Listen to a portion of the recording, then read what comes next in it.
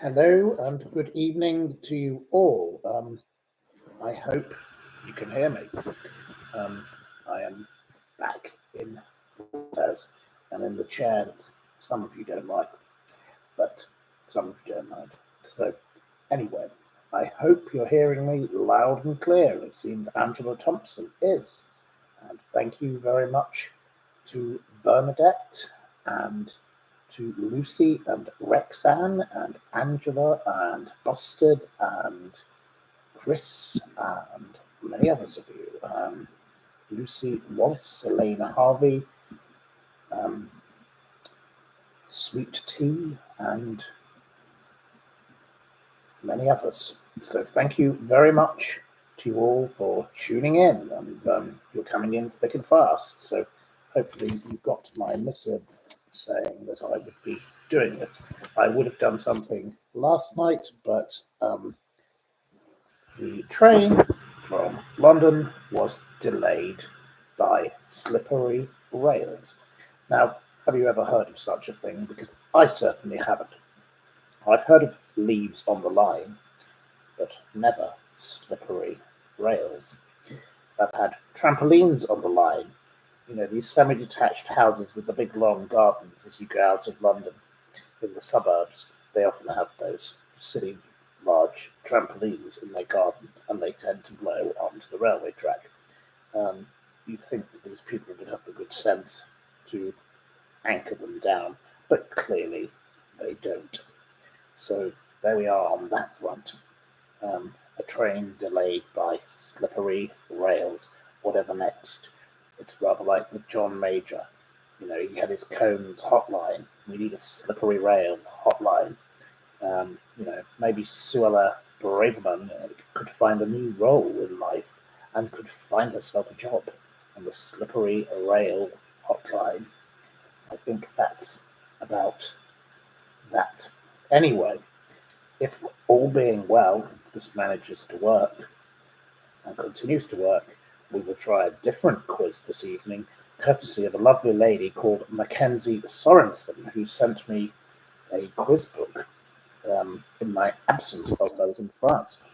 I've been sent many other wonderful things, and I will be thanking everybody for those tomorrow when I have had a chance to see all of them, because they haven't been recovered yet from the magnet in their entirety. So once I have them all, I will be coming on to thank those who so kindly sent me some very lovely things, no doubt.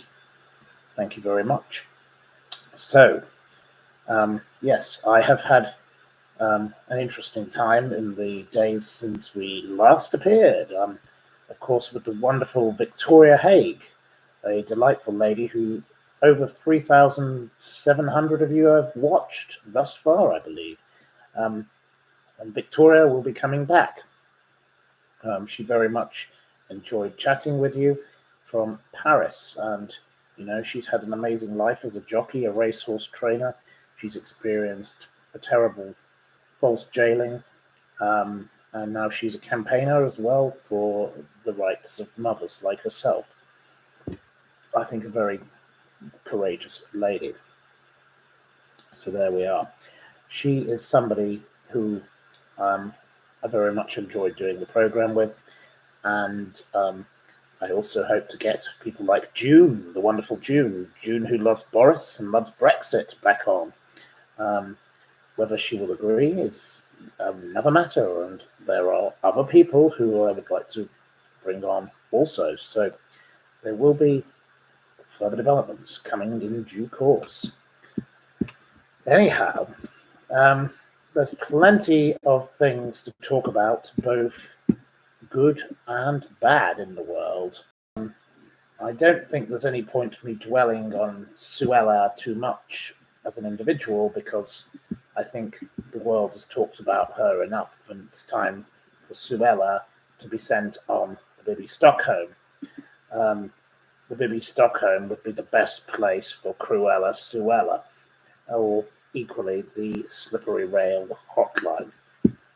I think that role could suit her perfectly. But I returned to England on a much better British Airways flight, um, and sat next to a very interesting gentleman who was the chairman of a drinks company and had a wonderful time. And I've since seen other drinks industry friends in London, including a gentleman I know from the wonderful Berry Brothers and Rudd, which, if you've never experienced it, please go and visit their shop in London's St. James's. They have several acres of cellars underneath, which you can go in part of, not all of, obviously, because it's full of very valuable wines. But you can even buy your own weight in wine, and you can buy their wonderful drink, the King's Ginger, which is a ginger liqueur that was made for Edward VIII because he didn't want to have what do you call it? I've forgotten its name. The gin that people drink when they go shooting. I've forgotten its name. Not plum ginger. I should know. This is a shocking revelation, but I never drink it. I like pure neat, normal gin. But this drink, King's Ginger, was made for him for his motoring drink. And it's a delightful ginger liqueur that you can also add to things like champagne if you so wish, and it will bring joy into your life. So I recommend today the King's Ginger. I also recommend their gin, number 3, which is a gin which is made by a gentleman who is the only person in the world to have had a PhD in gin. So if you want some recommendations for things to buy for Christmas, go to the Berry Brothers and Rudd website. I have no affiliation. I did once judge a cocktail competition for number 3 gin many, many years ago, and that was great fun. And I do love their gin. It's one of my very much go-to everyday gins. You can buy it in places like Waitrose if you prefer, but you can also buy it from them direct. And whilst we're at it, I'll give one final recommendation for this wonderful, wonderful store, the oldest wine merchant, I believe, in the world. They also sell some wine called Good Ordinary Claret, and it is Good Ordinary Claret. It's what it says on the tin, and it's one of my go-to favourite clarets. They also do the Extraordinary Claret, which is just a little better in some people's view, but I'm quite happy myself with the Good Ordinary Claret. There is a recommendation for you, having just simply run into a gentleman who is a friend of mine, who is a wonderful gentleman, and I go with him generally once a year, maybe several times a year, to my very, very much preferred hotel for drinking martinis, which is Duke's Hotel in St. James's. So I recommend that to you, and the bartenders there have just won yet another award. They win many awards.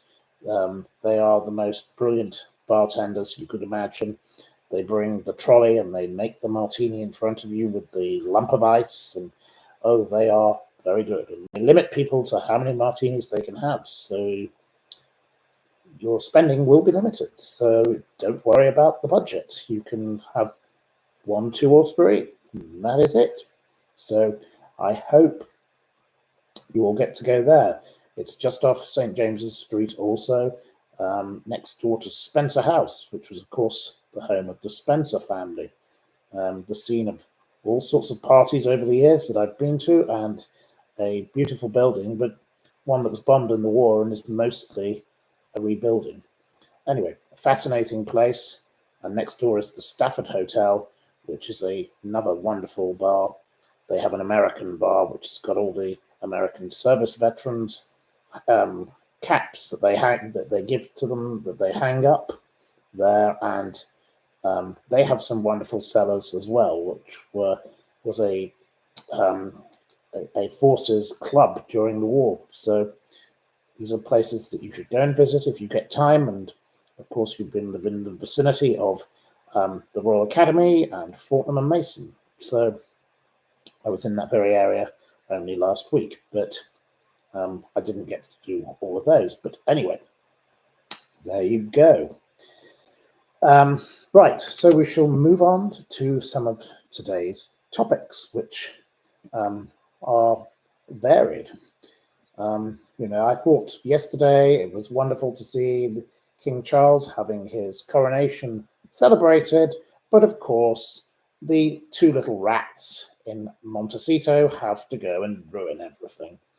The dreadful, dreadful Meghan and her drip of a husband have been using their cheerleader in chief, as the Daily Mail's Rory Tingle, Dania Bazara, Catherine Lawton, and Jessica Green call him the cheerleader in chief, Omid Scooby, has been leaking because, of course, Omid Scooby's book is coming out in a few days, the 21st of November. It is called Endgame, which is a load of nonsense because surely they're not at the end of their lives yet. And they've spoken about, in this particular article in the Mail, about how the king had a conversation with his son, his younger son, to wish him happy birthday, but of course then they had to go and ruin it by releasing extracts of the book and referring to the shift in tone and the turning point between Charles and Harry. All this stuff about Prince Harry being kept in the dark over the Queen's health, etc., etc. This man, Scooby, is a dreadful weirdo. This is a man who my friend, who's a journalist, spotted coming out of the Dorchester in an outfit that resembled a pair of pajamas. He doesn't even have the sense to put on proper clothes. He also wore the same outfit to go on ITV's This Morning. And that outfit is pictured. But this is yet another example of meddling Meghan and her silly, foolish, thick husband behaving like an idiot. This is utterly stupid. There is no need for this right now. There are many more things of greater importance going on in the world, such as in Israel and Palestine, where people are dying. People are debating whether there should be a ceasefire or not. And meanwhile, Meghan, Harry, and Omid Scooby are peddling their nonsense. Now, it is ridiculous that this is occurring at all, but this man, Scooby, does he actually really believe that people want to hear from him? Because he is utterly thick. He doesn't even address people by their correct titles. He refers to them as Princess Kate. Well, her name is not Princess Kate, just as Diana, Princess of Wales, was not Princess Di, but the name never existed. And this is why I think this foolish little man should be silenced, and he is plastic, not fantastic, and enough is enough, and it is jolly well time that Mr. Scooby simply gave up.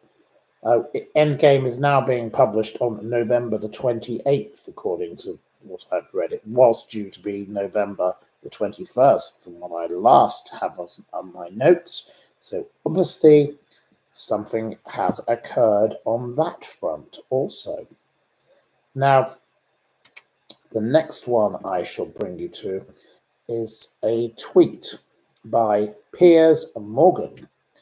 Now, I have no personal problem with Piers Morgan, but Mr. Morgan obviously is rather a provocative individual, and he gets rather worked up. He, has been known to have champagne poured over him on a Concorde by Jeremy Clarkson, and they've had a long-standing spat, but it's very much to suit the publicity of either or both of them. But today, a woman called Dr. Anastasia Maria Lupus, who claims to be half Viking, half philosopher, a doctor of medicine, and her opinions are her own, as is anyone's opinion, surely, if you are on Twitter. But she does have a following of 995,000. I have no idea why. I don't know who she is. But she shared a picture of Mr. Morgan, Piers Morgan, with Ghislaine Maxwell. It's a very old photograph at a party, which I believe was for a book launch in America. And Miss Dr. Anastasia said, caption this. And Dr. Anastasia, as she seems to call herself, said, she wanted him to give a caption. And Piers Morgan did not like this clearly and has reacted. So he says, journalist stands with woman he's just met at his book launch. His boss's book launch, sorry. I will share with you the tweet if you wish to. But journalist stands with woman he's just met at his boss's book launch 10 years ago, where they spent 5 minutes chatting about her father, who used to be the owner of a newspaper this man later edited. And years later, she was convicted of being a vile sex criminal. Now, Piers Morgan has been photographed with all manner of people, and over the years, amongst them, Gary Glitter. In another photograph shared later on this tweet, Rolf Harris, Max Clifford, and Harvey Weinstein.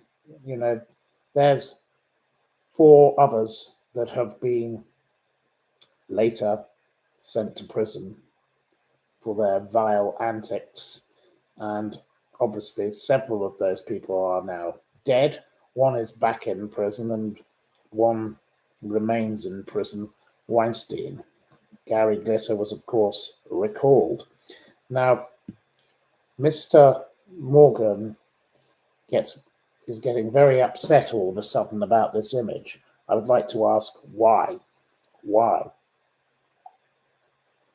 People have shared that picture ever since she was arrested first in 2019, and I have not clearly ever seen myself any reaction from him, Mr. Morgan, to it before.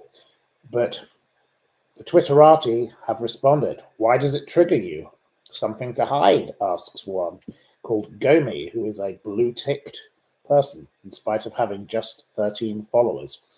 That says something about the quality of Twitter these days, that people can buy these ticks.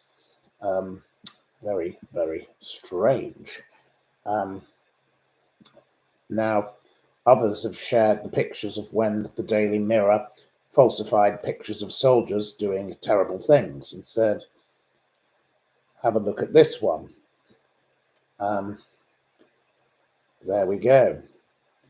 And honestly, I just think it's very curious that he has shared this right now. Very strange. So that is something to watch, I would say. Mahareen is another one with a blue tick. She does have 23,000 followers. She says, you seem quite defensive. Others are on the same path, and I just think it is very interesting that this is out there right now. So that is the next matter dealt with. The following matter is another tweet which I have seems to have to find again, which is about Lord Lebedev. Now, Lord Lebedev has been giving a speech. Now, Lord Lebedev is someone I have written about in the past. The Right Honourable the Lord Lebedev of Hampton in the London borough of Richmond upon Thames, and of Siberia in the Russian Federation. His nickname is Two Beards. He is somebody who I have met, but only very briefly.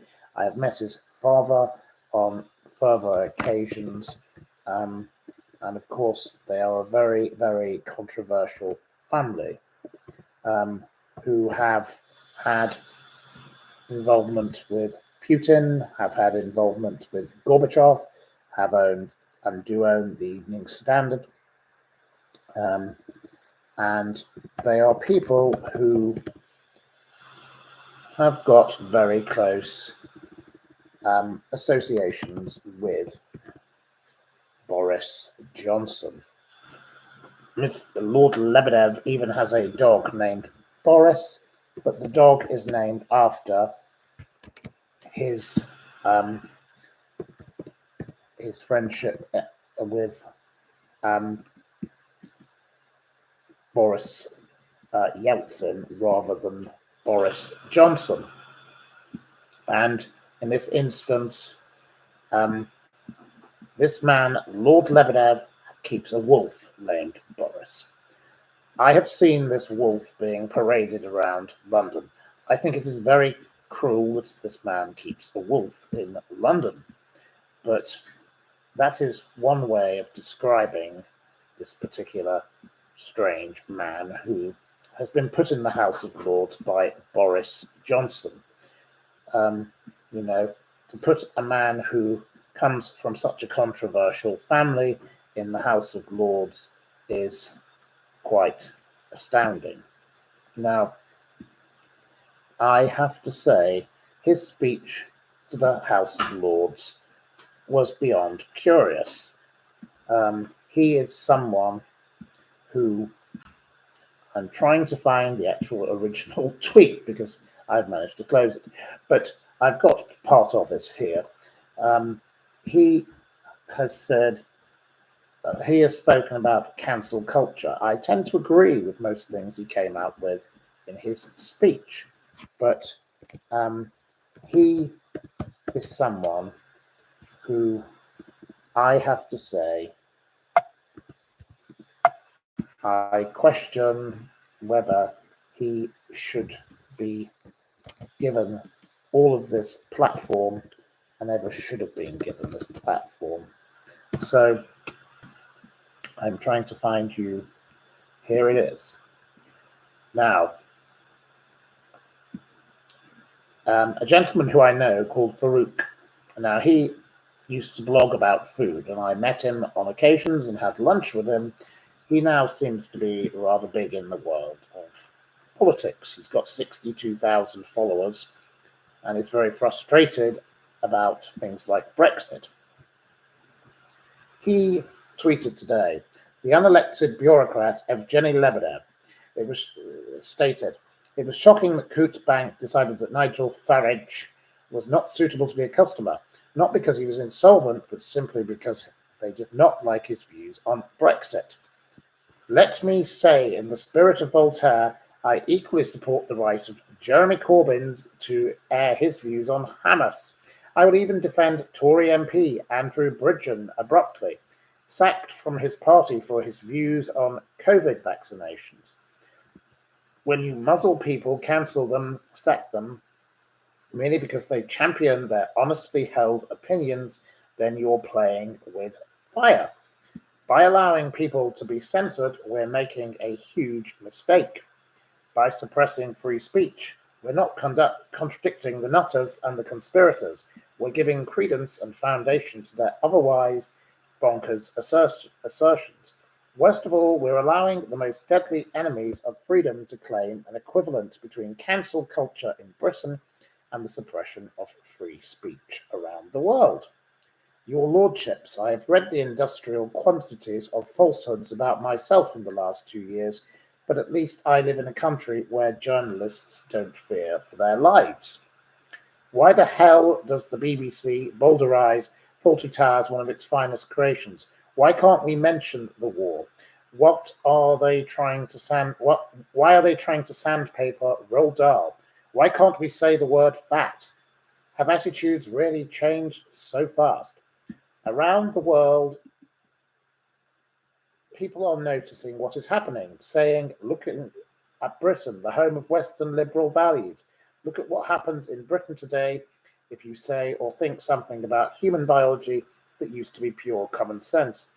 Our positions on gender are so booby-trapped with dynamite and so easy to parody, they are harming the cause of gay rights around the world. We're giving our enemies precisely the stick they need to beat us with. They aren't laughing with us anymore, your lordships. They're laughing at us. Now, I am known for criticizing Mr. Lebedev, because Mr. Lebedev really often has come out with some very strange things in the Evening Standard, and he,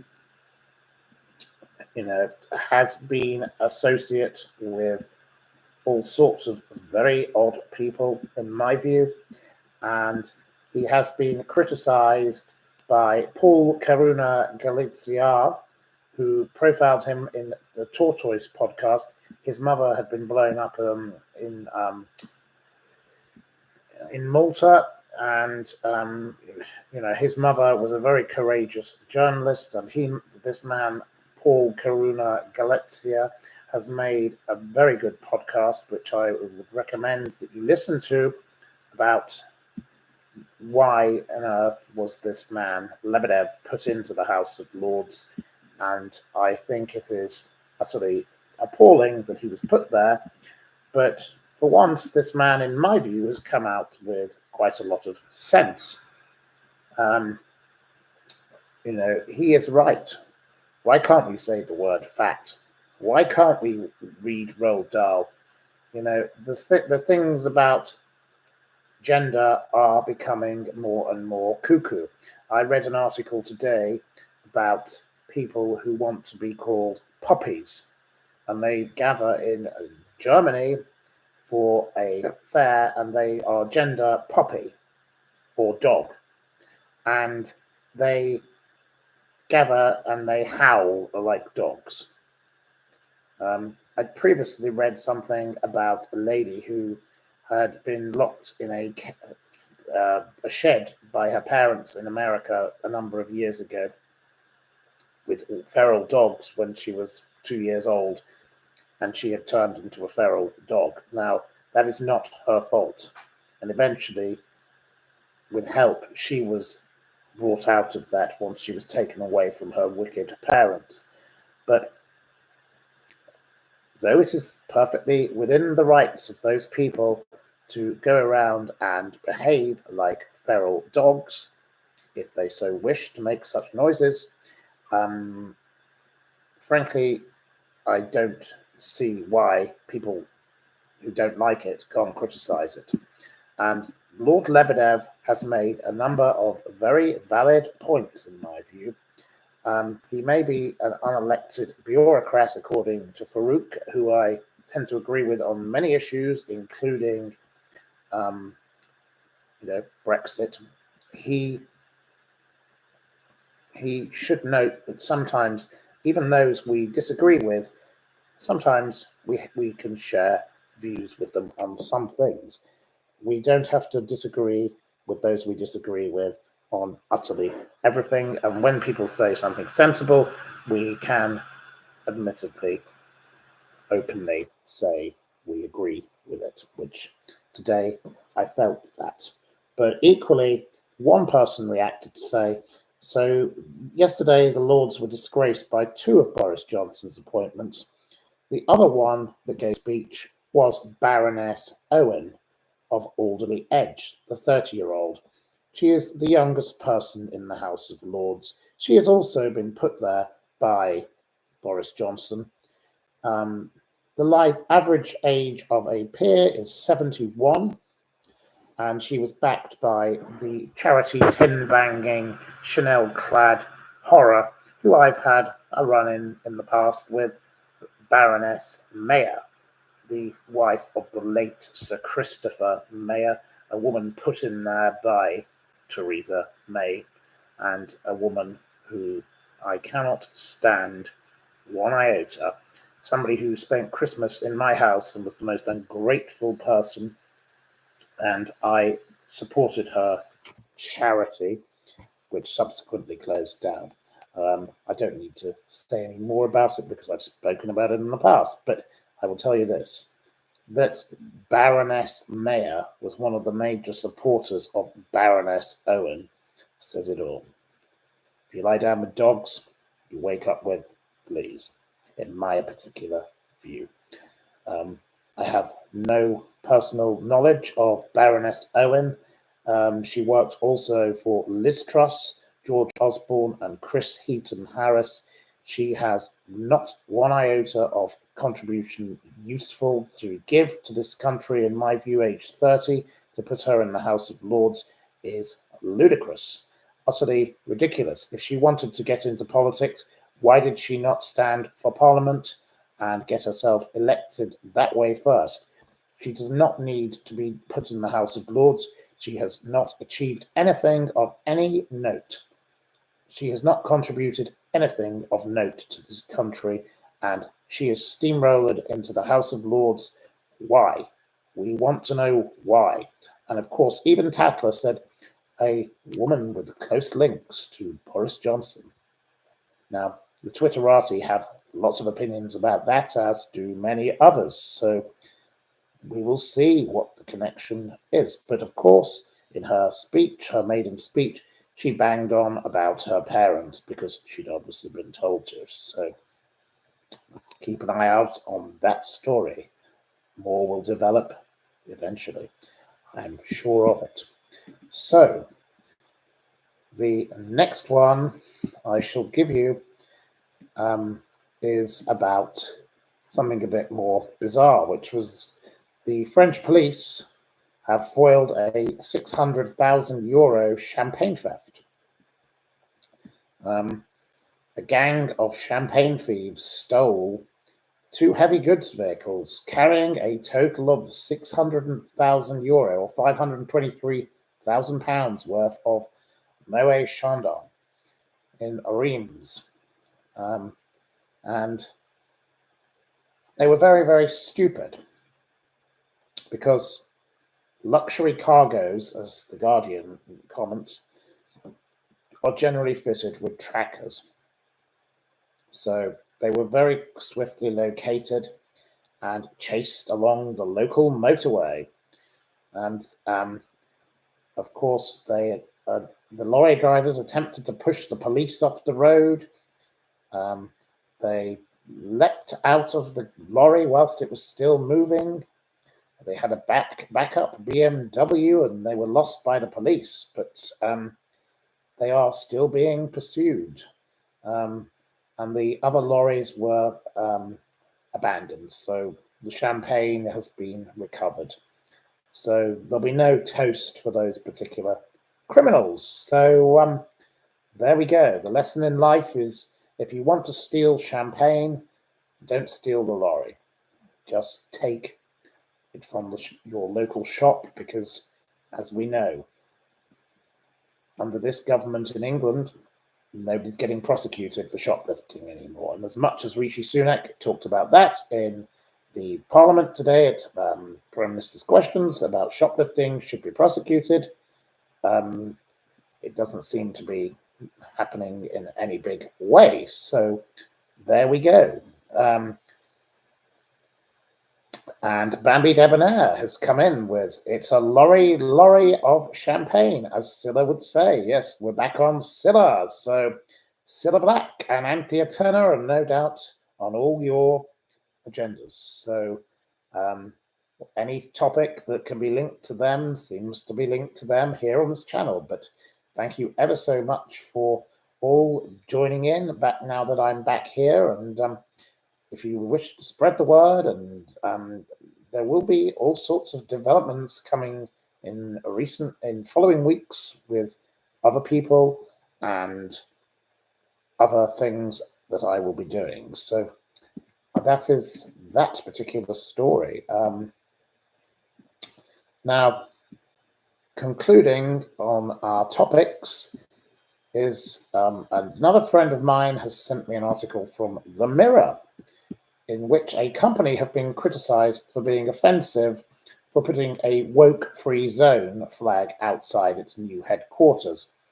The Net World Sports Company put up a woke-free zone flag outside their new company headquarters in Wrexham. The boss of the company said it's more than reasonable to question the value of wokeness. It has enveloped all parts of society from education to the mainstream media. He said the company questioned whether the woke narrative is aiding the development of young people, and it would be completely disingenuous to say otherwise if we don't believe in it.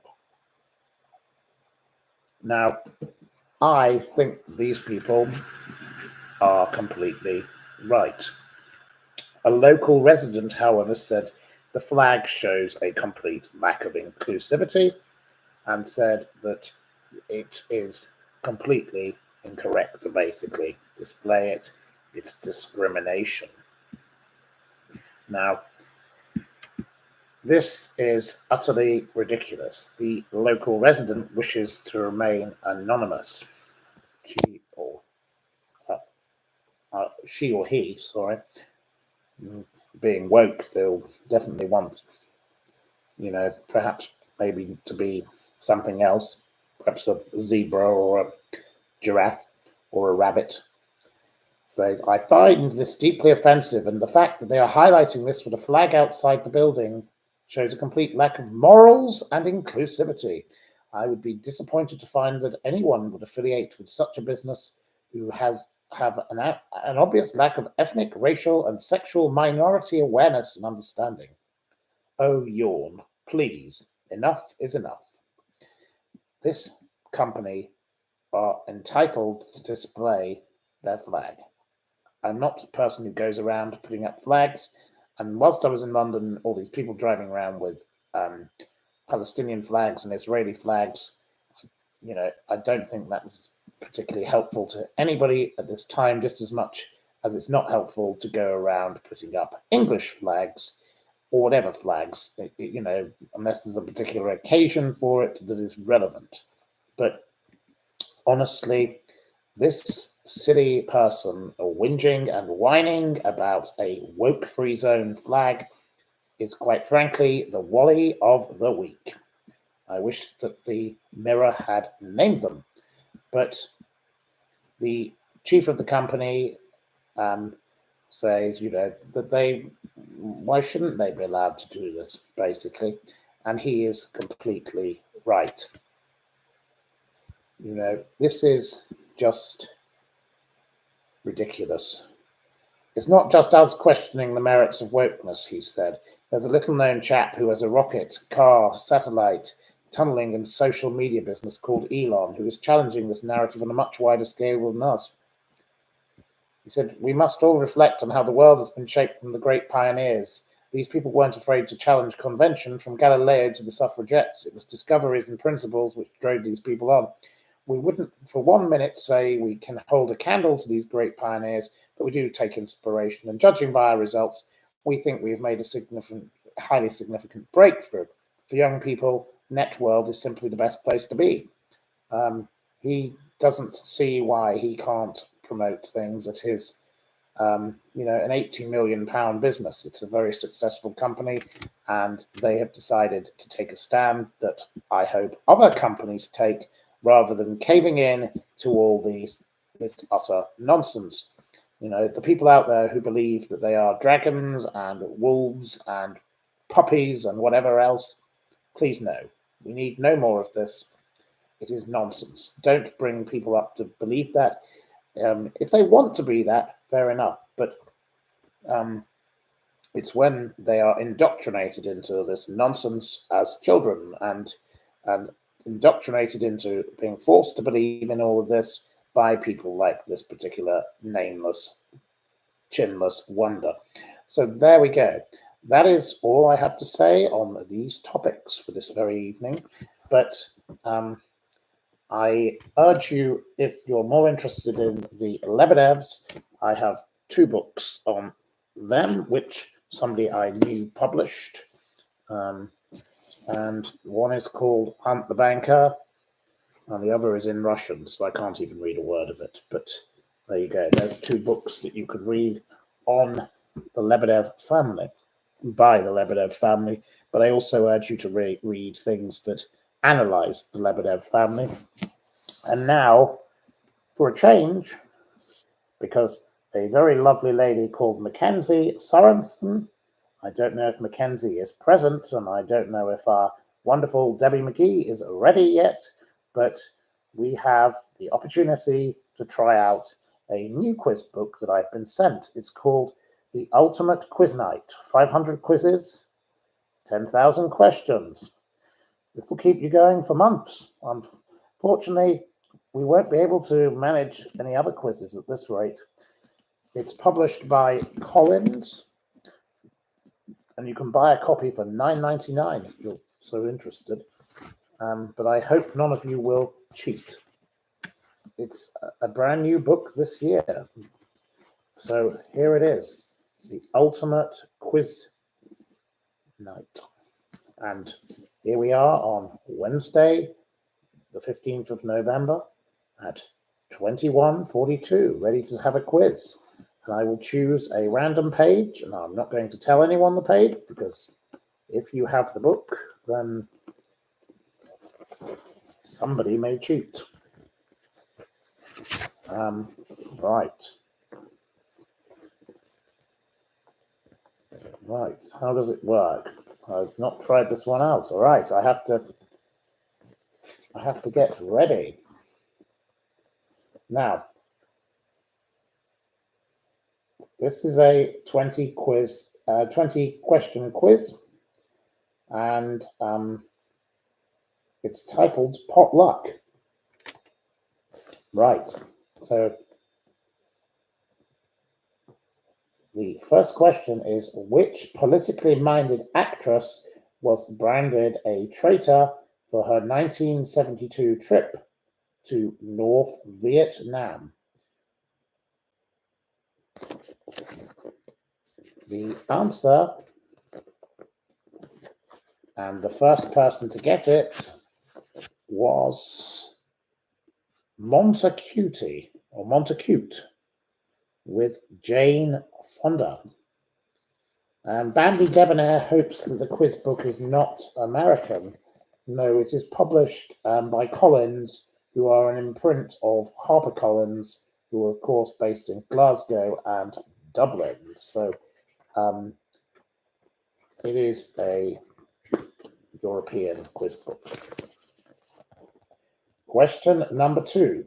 Singer-songwriter Abel Macon Tesfaye is known professionally as what?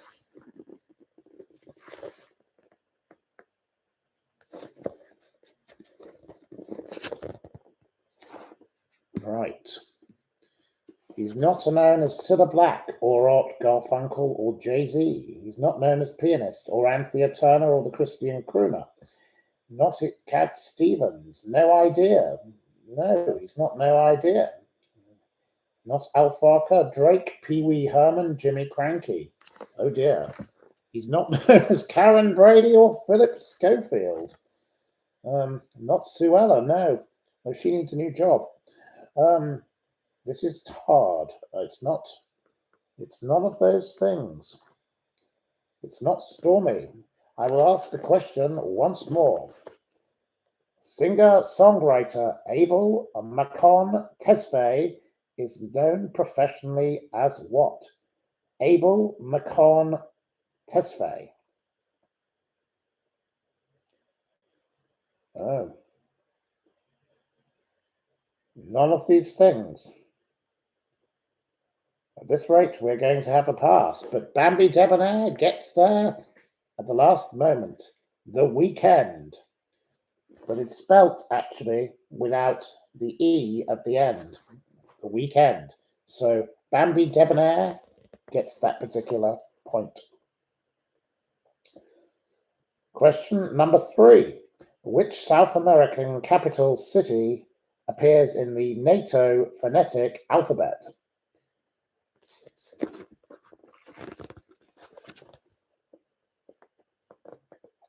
The winner with Lima is Montecute, or Montecute. I don't know which name you prefer to go by, but Montecute, I suppose. What is the technical name for the gullet, the food pipe that runs between the throat and the stomach?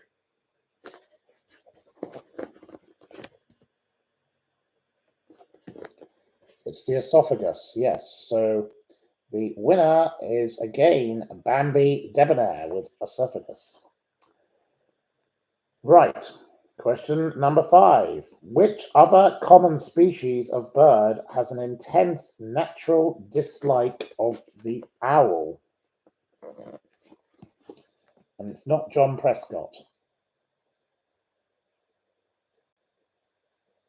Bambi Debonair gets yet another point with Crow. Bambi Debonair is being very fast finger first. So Bambi Debonair is storming into the lead on this one. Right. The next question is number 6. The exterior of the Statue of Liberty is made of which metal?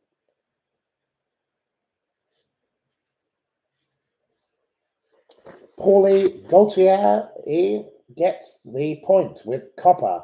Paulie gets the point. The point goes to Paulie. Question 7. Maybach is a luxury car brand that forms part of which German manufacturer's range?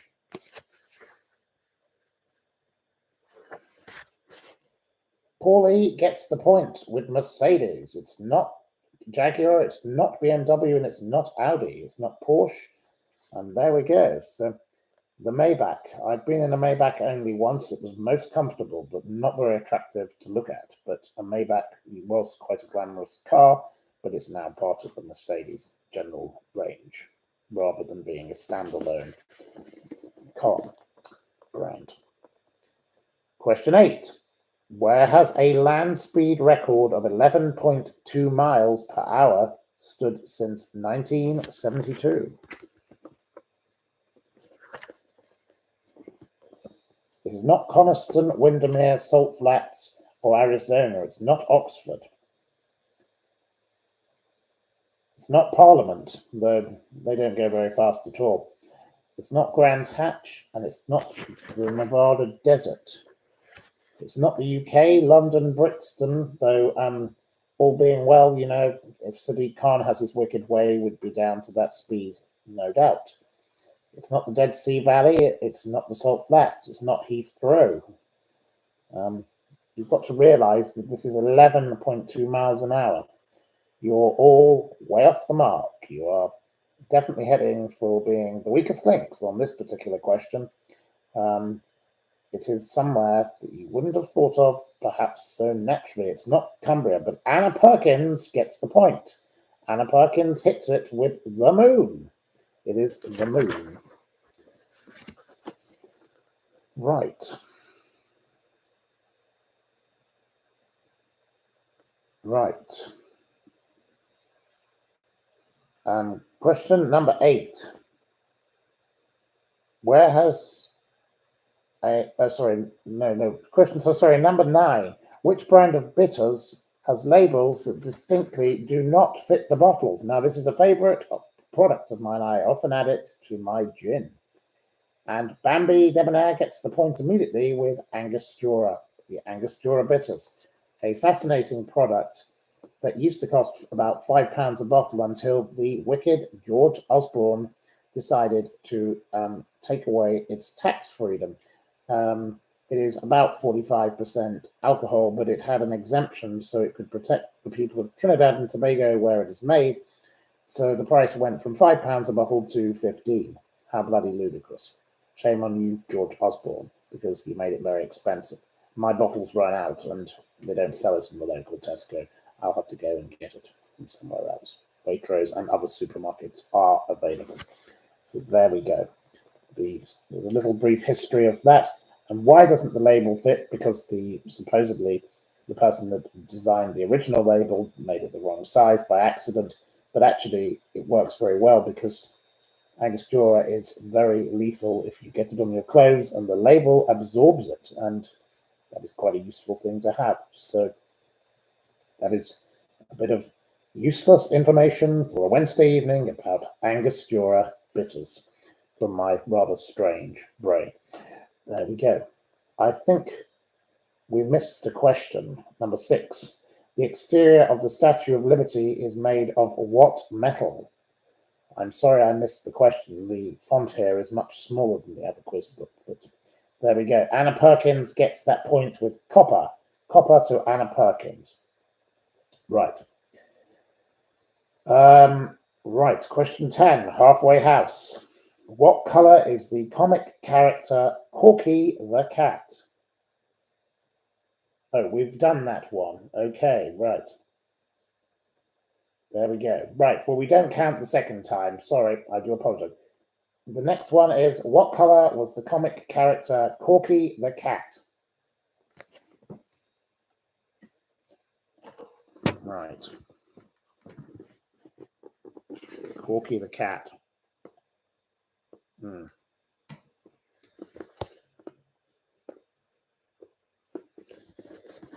Right. Well, I should have said perhaps that the answer is given in this book as black and white. Now, some of you have said black, but I think we have to accept the first person who said black and white because the cat is both. So Pip Field gets the point. Pip Field gets the point. Question 11. What name is shared by a style of Italian sandwich and a stickers and trading card company? Yes, my glass is empty, needs a top up.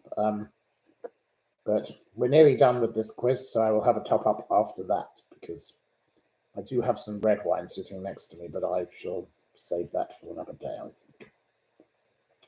Anyway, the answer is panini, and Montacute gets the point with panini. So well done again, Montacute. Right, the next question is, in which 1994 Quentin Tarantino film did John Travolta play Vincent Vega?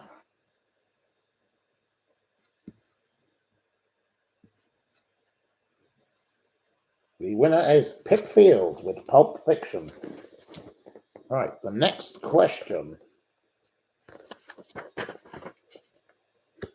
is, the largest city in the Indian state of Goa takes its name from which Portuguese explorer?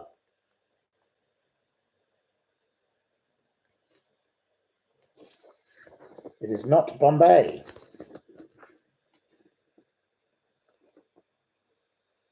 It's not Marco Polo. It's not Magellan or Cortez. And Claudia gets the point. Claudia gets the point with Vasco da Gama. Well done to Claudia. So, the next question is, right. Which musician married his dermatology assistant, Debbie Rowe, in 1996?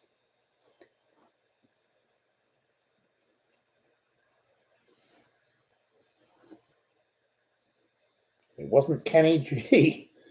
Anna Perkins gets the point with Michael Jackson. Anna Perkins gets the point. So, Right, the next question. Who wrote The Old Man and the Sea, awarded the 1953 Pulitzer Prize for Fiction? Montacute is right with Hemingway. Ernest Hemingway, indeed it was. Question 16. Which country has more lakes of at least 25 acres in size than the rest of the world combined?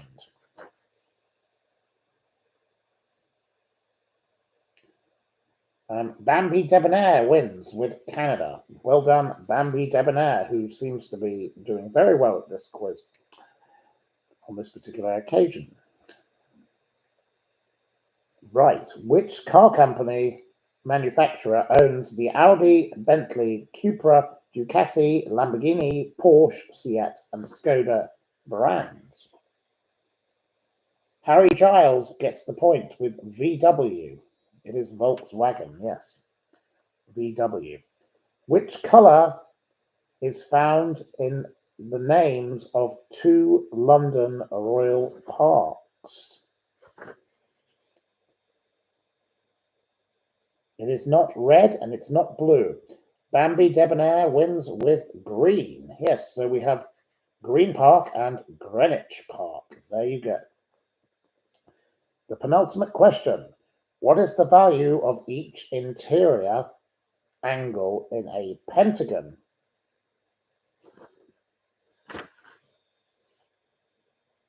It is not 90, Melissa. It's not 30, Pennine. It's not 30. It's not 45. It's not 21. It's not 71. It's not 20. It's not 320. It's not Pulp Fiction, no. And Melissa Neal is wrong with 180 even. It's not 120. You clearly don't know much about pentagons.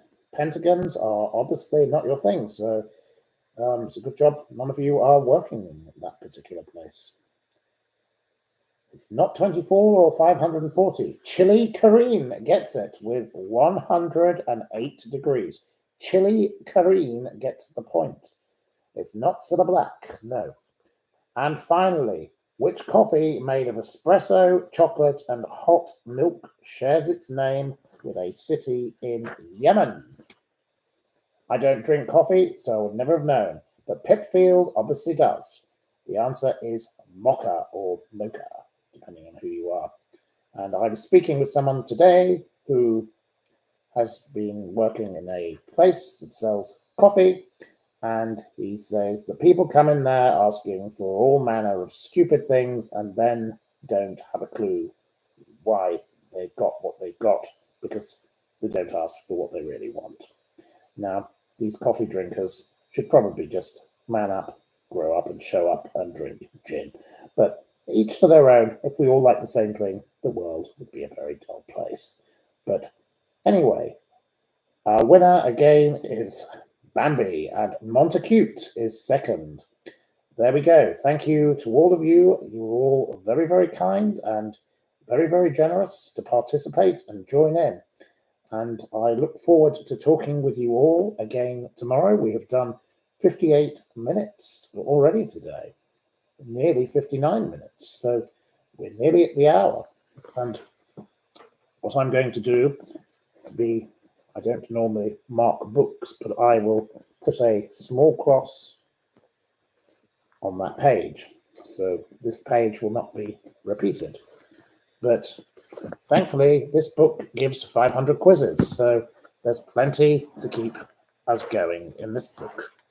And who knows, I believe other books are on the way, so we can try out other books as well. But again, I thank the Anne Robinson Weakest Link quiz book for the entertainment it has provided to so many, and I hope you've all enjoyed this evening's little chitter-chatter, or whatever we want to call it. Here we are in Broadstairs, and I have run into my lovely friends here, and some of them have gone off on a local cinema night, which is a film with Michael Caine at the local cinema here, the wonderful Palace. and others of them are at the Magnet, the wonderful Magnet, which has been so generous to house all these parcels for me, which I shall be going through in the next day or two. Once they found them deep in their cellar, because I think they got rather overwhelmed with where to put these things. So I wish you all a jolly evening, happiness galore, good gardening, and as the late, great Jill Dando said, don't have nightmares. Take care, and best wishes to you all. Thank you, and good night.